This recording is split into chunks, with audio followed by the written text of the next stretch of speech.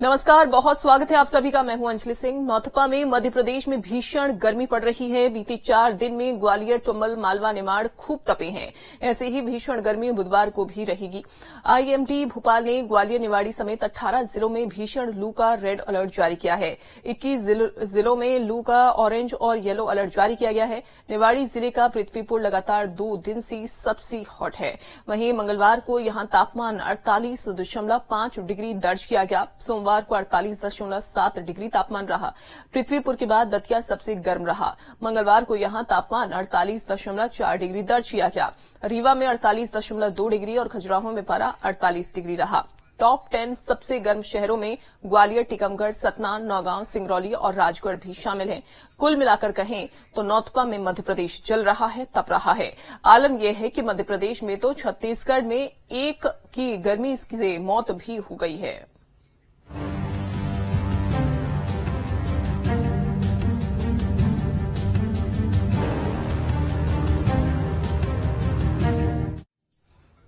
भोपाल में भीषण गर्मी के बीच 2 की मौत की खबर है। ग्वालियर में भी गर्मी से 2 की मौत हो गई है। छत्तीसगढ़ में गर्मी से एक बुजुर्ग की मौत हो गई। तो ये बड़ी खबर आपको बता रहे हैं। गर्मी का प्रकोप इस कदर अब जारी है कि 2 की मौत की खबर है।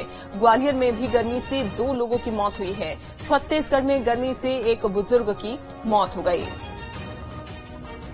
मध्य प्रदेश और छत्तीसगढ़ में देखिए लगातार नौतपा का कहर जारी है। लगातार भीषण गर्मी पड़ रही है। तापमान में बढ़ोतरी दर्ज की जा रही है।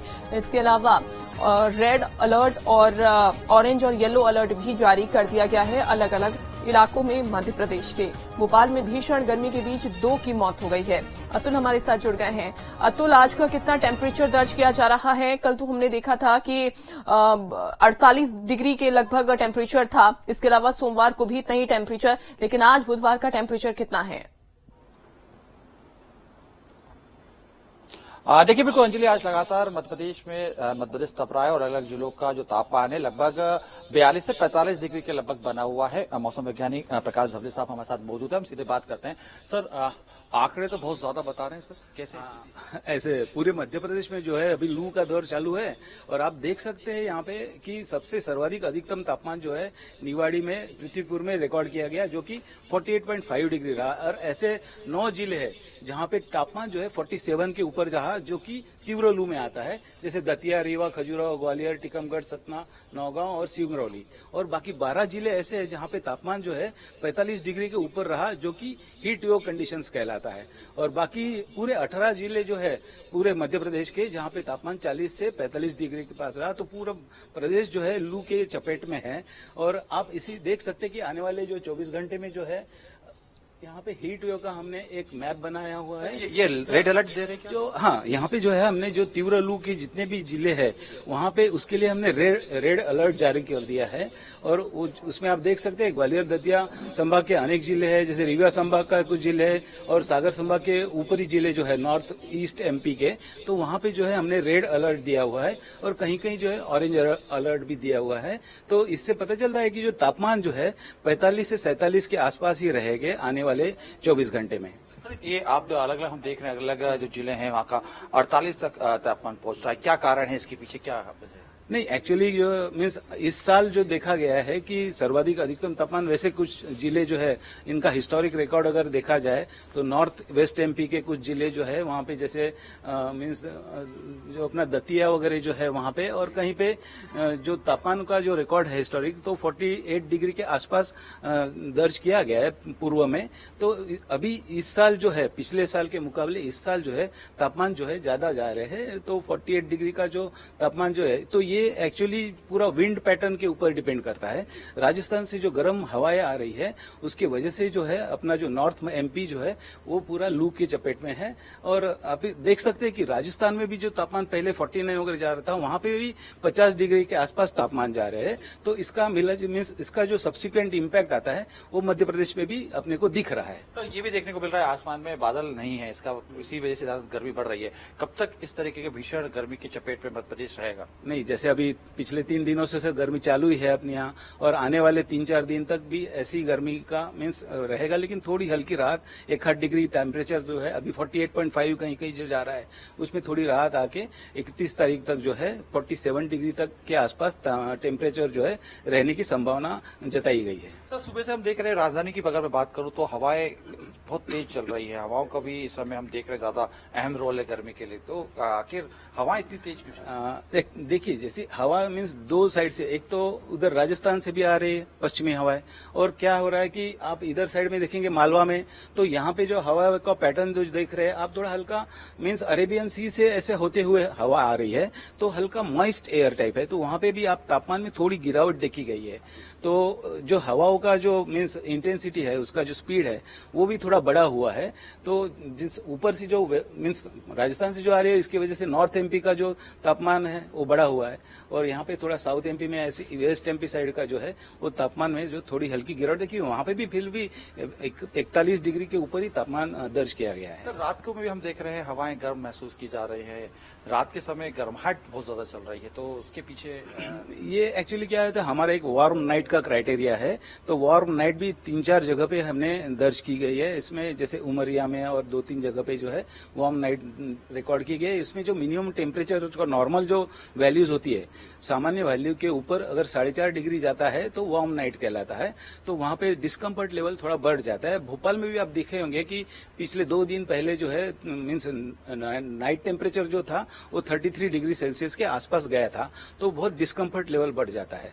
तो इसी साथ में हम देखें तो भोपाल में भी कल 2 व्यक्ति बेहोश हुए और उसके बाद उनकी मृत्यु हो गई। शक किया जा रहा है कि गर्मी की वजह से ये हुआ है, क्या सलाह देना चाहेंगे आप? नहीं, जैसे आप हमारी जो साइट है mosam.imd.gov.in/भोपाल, इस पे आप जरूर जाइएगा, और वो हमारी साइट में जो है एडवाइजरीज हमने दी है, डूज एंड डोंट्स क्या करना चाहिए। फिर भी सामान्यतः आम जनता ने जो है बाहर जाने से बचना चाहिए, और जो कपड़े जो है वो एकदम लूज और कॉटन के पहनना चाहिए, डार्क क्लोथ्स अवॉइड करना चाहिए, और पानी का सेवन भरपूर करना चाहिए। बाहर अगर जाते हैं आसान मीन्स इसेंशियल है जाना, तो बीच बीच में छांव में रुकना चाहिए, और पानी का सेवन भरपूर कीजिए, लिक्विड डाइट लीजिए, ऐसी कहूंगा मैं आपको। बात करें, देखिए अंजलि, जिस तरह से हम देख रहे हैं अलग अलग प्रदेश के अलग अलग शहरों का हम देख सकते हैं किस तरीके से रेड अलर्ट जारी किया गया है, अलग अलग जगह पे ये कहा गया है, चेतावनी लगातार जारी की गई है। इसके साथ में हम तापमान को लेकर भी देख सकते हैं कि किस तरीके से अलग अलग जगह पे जो है तापमान जो है वेदर्स का अलग अलग जगह पे हमें दिखाई दे रहा है। तो कुल मिलाकर हम ये कह सकते हैं कि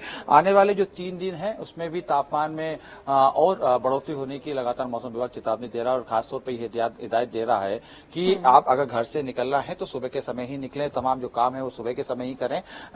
लगभग 12 से 4 बजे का वो समय है जब तीव्र धूप रहती है और तीव्र लू चल रही है, उस दौरान घर से बाहर ना निकले, और अगर निकलना भी है तो अलग अलग एहतियात के साथ निकले, यानी खासतौर पर पानी पर्याप्त मात्रा में ले, बिल्कुल, और जो मौसम विभाग की ओर से एडवाइजरी जारी की गई है उसको भी जरूर फॉलो करें। लेकिन जैसा कि अभी बता रहे थे, जैसा कि आप बातचीत की गई उस दौरान उन्होंने कहा कि 3 ऐसी जगह हैं जहां पर रात को गर्म हवाएं चल रही हैं। क्या ये आने वाले समय में, आने वाले दिनों में, चूंकि नौतपा इस समय हम देख रहे हैं चल रहा है, मध्य प्रदेश तप रहा है, तो क्या आने वाले समय में ये गर्म हवाएं रात तक पहुंच सकती हैं? क्या और भी अन्य जिलों में भी गर्म रातें देखी जाएंगी? टेम्परेचर और ज्यादा बढ़ सकता है?